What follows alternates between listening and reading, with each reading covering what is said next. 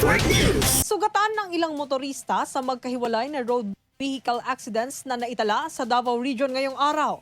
Sa Pindasan, Mabini, Davao de Oro, 5 individual, kabilang ang driver, ang nagtamo ng minor injuries matapos bumangga ang kanilang sinasakyang sasakyan sa Center Island ng National Highway. Sa panayam ng DXDC-RMN Davao sa Mabini Municipal Disaster Risk Reduction and Management Office, sinabi nitong agad silang rumisponde sa insidente dakong alas 10:30 ng umaga.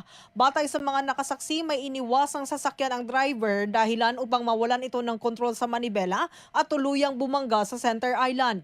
Samantala sa Davao City, halos wasak ang harapang bahagi ng isang 10-wheeler truck matapos itong bumangga sa isang poste ng kuryente sa sitio Lower Lanitom, Barangay Suwawan, Marilog District dakong alas 9:30 ng umaga.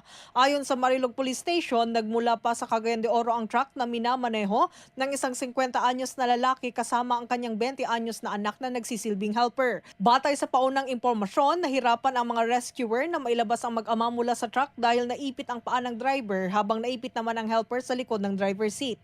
Sa kasalukuyan, matagumpay nang nailigtas ang dalawa at patuloy na nagpapagaling sa isang ospital. Kasama mo sa DXDC RMN Davao, Radyoman Abi Bibera, Tatak RMN.